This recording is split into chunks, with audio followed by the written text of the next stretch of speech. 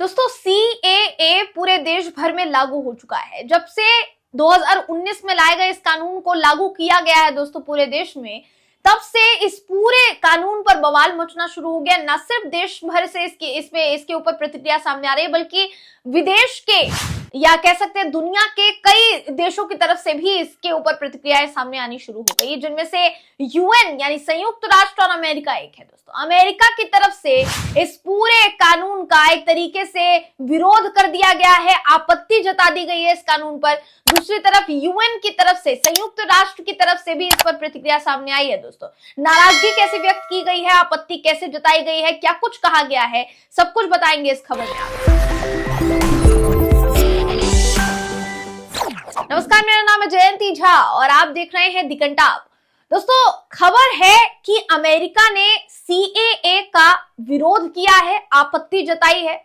हालांकि हमारे देश में एक तबका है जिसका ये कहना है कि अमेरिका हो चाहे कोई भी देश हो, यह हमारे देश का मसला है, उन देशों को इसमें नहीं पड़ना चाहिए, बेकार में अपनी टांग नहीं अड़ानी चाहिए। लेकिन अब देखिए, आप सबसे जरूरी बात यहाँ पर यह है कि हमारे देश की तरफ से भी कई बार दूसरे देशों के मुद्दों में प्रतिक्रिया दे ही दी जाती है। दोस्तों ऐसे में अमेरिका ने इसे लोकतांत्रिक नहीं बताया है, अमेरिका ने इसे लोकतंत्र के खिलाफ बताया है और इसे भेदभावपूर्ण बताया है। दोस्तों क्या क्या कहा है, बिना देर के आपको दिखा देते हैं। आपकी स्क्रीन पर इस वक्त वो खबर है जिसका देखिए कहना है कि शिया मुसलमानों को आखिर भारत ने नागरिकता क्यों नहीं देने का फैसला किया, ये साफ तौर पर सवाल जो है उठाया गया है। अमेरिका UN को CAA से दिक्कत है, खुलकर इसका विरोध किया है। अमेरिकी सरकार और संयुक्त राष्ट्र ने दोस्तों भारत के इस नागरिकता कानून को लेकर चिंता जताई है। साथ ही देखिए संयुक्त राष्ट्र ने क्या कहा है, पहले तो आप ये सुन लीजिए, उसके बाद मैं आगे आपको बताऊंगी कि अमेरिका ने क्या कहा है, अमेरिका की क्या प्रतिक्रिया है। UN यानी संयुक्त राष्ट्र ने भारत के इस कानून को मौलिक रूप से भेदभावपूर्ण बताया है। साथ ही देखिए ये भी उसने कहा है कि भाई अगर आपको नागरिकता देनी थी तो आपने उन मुसलमानों को नागरिकता देने का प्रावधान अपने कानून में क्यों नहीं रखा जो कई देशों में अल्पसंख्यक के तौर पर रह रहे हैं, जिनके साथ सही व्यवहार नहीं हो रहा है।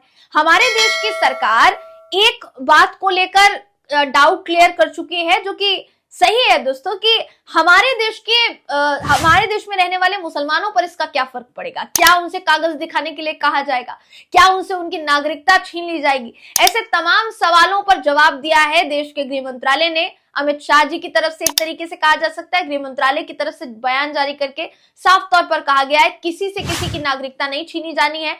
हमारे देश के भारतीय मुसलमानों पर इस कानून का कोई असर नहीं पड़ेगा। लेकिन दुनिया भर से जो प्रतिक्रियाएं सामने आ रही है दोस्तों, उन प्रतिक्रियाओं में तर्क ये दिया जा रहा है कानून का विरोध करते हुए कि भाई अगर आपने नागरिकता के लिए दूसरे देशों में 3 देशों को चुना, पाकिस्तान, बांग्लादेश, अफगानिस्तान, इन तीनों देशों में जाहिर सी बात है मुस्लिम जो है अल्पसंख्यक नहीं है।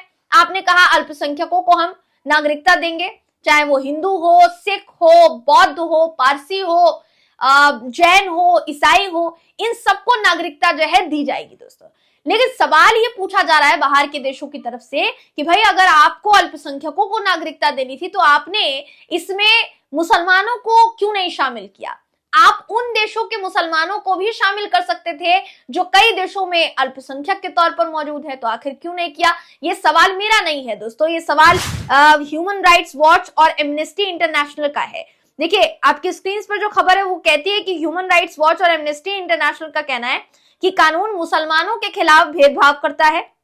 इनका यह भी कहना है कि CAA के तहत उन देशों के शिया मुसलमानों जैसे मुस्लिम अल्पसंख्यक को जगह नहीं दी गई है। ह्यूमन राइट्स ग्रुप्स के मुताबिक भारत ने CAA के तहत उन पड़ोसी देशों को भी बाहर रखा है जहां मुस्लिम अल्पसंख्यक के तौर पर है। उदाहरण के लिए उसने म्यांमार का नाम लिया कि म्यांमार में रोहिंग्या अल्पसंख्यक हैं, आप चाहते तो उनको भी नागरिकता दे सकते थे। ऐसा मेरा कहना नहीं है दोस्तों, इस खबर का कहना है। दूसरी तरफ संयुक्त राष्ट्र मानवाधिकार उच्चायुक्त के एक प्रवक्ता है, उन्होंने बताया कि हमने 2019 में ही ये कहा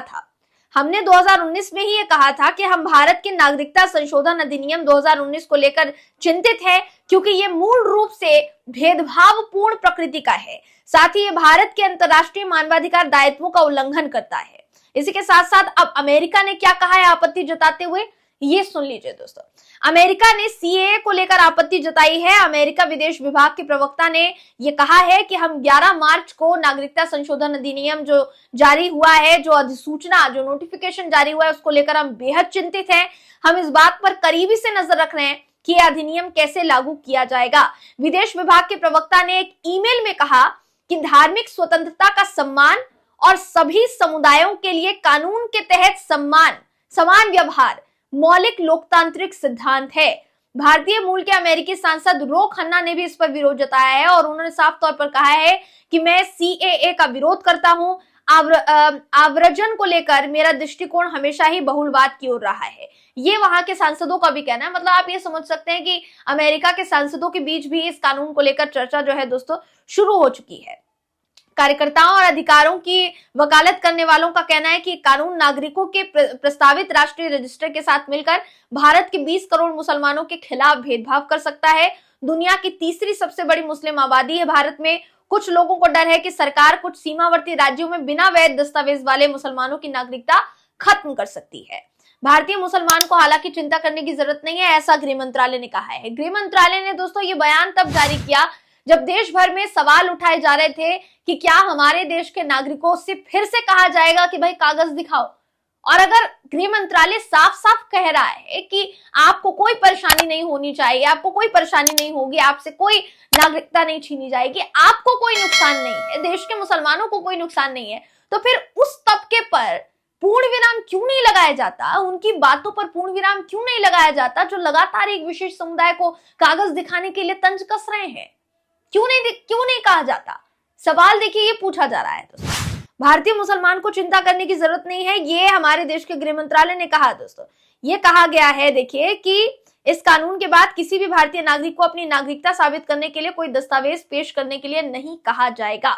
ये कहा है गृह मंत्रालय ने अपने बयान में कहा है कि भारतीय मुसलमानों को किसी तरह की चिंता करने की जरूरत नहीं है, क्योंकि इस कानून में उनकी नागरिकता को प्रभावित करने जैसा कोई प्रावधान नहीं है। नागरिकता कानून का वर्तमान 18 करोड़ भारतीय मुसलमानों से कोई लेना देना नहीं है, जिनके पास अपने समकक्ष हिंदू भारतीय नागरिकों के समान अधिकार है। ये गृह मंत्रालय की तरफ से कहा गया है कि जैसे हमारे देश में बहुसंख्यकों को, हिंदुओं को उनके नागरिक अधिकार मिले हुए हैं, उसी तरीके से हमारे देश के मुसलमानों को भी उन्हीं के समकक्ष अधिकार मिले हुए हैं और उनसे वो अधिकार कोई नहीं छीनेगा, उनसे उनको किसी तरीके का दस्तावेज दिखाने के लिए नहीं कहा जाएगा।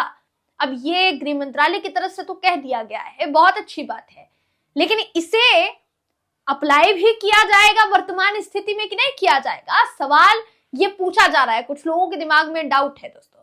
हालांकि देखिए बाहर देशों में इस कानून को लेकर चर्चा शुरू हो गई है और अब तो प्रतिक्रियाएं भी आनी शुरू हो गई है, इसको भेदभावपूर्ण बताया जाना शुरू हो गया है। जो तर्क दिए गए आपके सामने रखे हैं दोस्तों मैंने, आप उन तर्कों पर क्या सोचते हैं, आपकी राय क्या है, कमेंट करके हमें जरूर बताइएगा। अगर आपको ये वीडियो पसंद आया हो तो वीडियो को लाइक कीजिए, शेयर कीजिए, चैनल को सब्सक्राइब करना बिल्कुल भी ना भूलें। फिर मुलाकात होगी आपसे अगली वीडियो में, तब तक के लिए नमस्कार।